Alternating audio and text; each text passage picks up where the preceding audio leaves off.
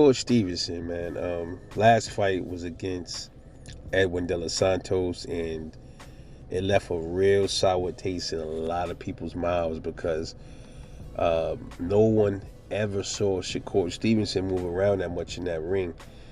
And come to find out, he says that he was injured. And also people saying that that was an excuse. He just didn't like Edwin's power. And Shakur would tell you that he don't like to get punched, man. Nobody likes to get punched. But this is boxing. I'm pretty sure he understands what he signed up for because he's a boxer. He knows it's a dangerous game. So if you go back and watch that fight, it didn't look like he was scared of Edwin De Los Santos because he actually was connecting with him, but mostly jabbing him. And maybe that led me to believe that it may have really been something wrong with his shoulder. Because look, another fight people like to talk about with Shakur Stevenson is the fight with Jeremiah Nakathila. They say this all the time, and I still don't know what the hell people talking about. They say Shakur was running the whole fight against Nakathila, and I'm saying to myself, where? I watched that fight about 3 times.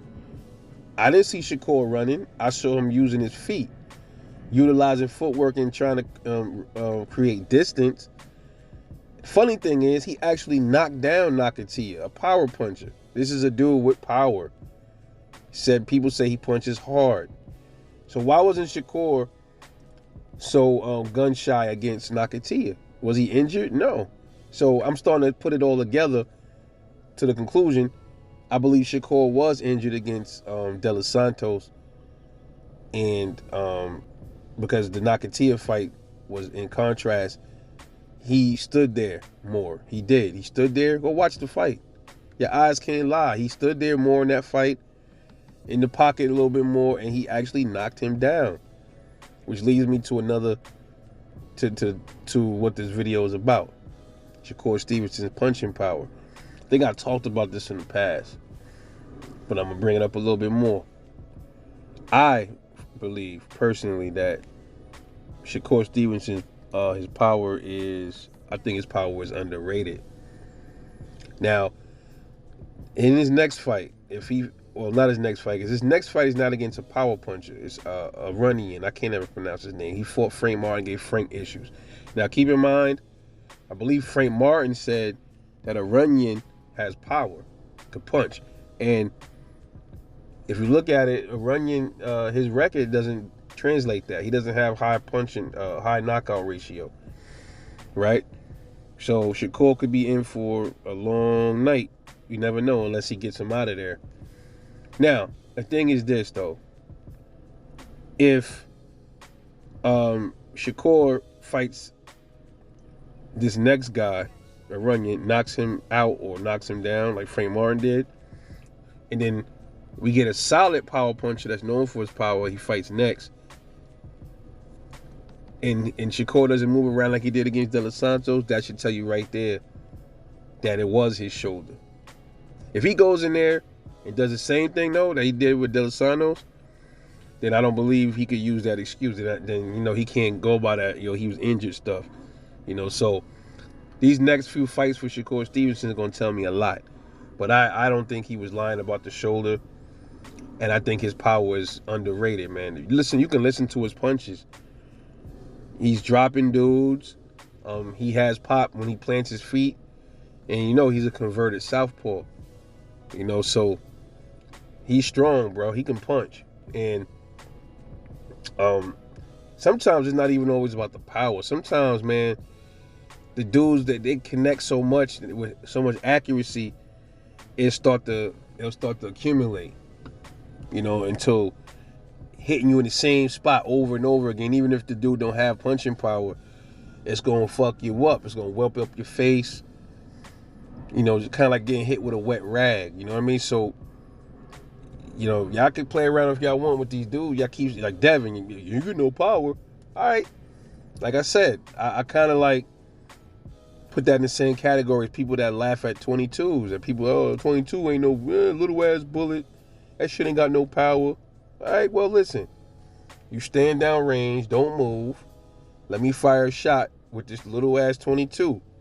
and you tell me how it feel after you get hit with it. You tell me if it tickles or not. Same thing with boxers, bro. I don't care if it's Devin Haney, whoever it is, that they ain't got no power or whatever. Stand there, let him crack you in your fucking ribs with a good heavy body shot. Let me know if you laugh or if it tickles, nigga. Any of them. Yeah, taking them dudes hit really hard. But listen, I'm going to say it again. You think you going to survive a body shot against a Devin Haney? Go right ahead and be my guest. And that's the thing people don't understand. See, a lot of us, we not in the ring with these dudes, right? Now, other boxers, they got the right to say another boxer ain't got no power. They all box. I be getting tired of seeing a lot of times dudes that don't box, or some dudes that never even been in a fight, talk about what boxers ain't got no power.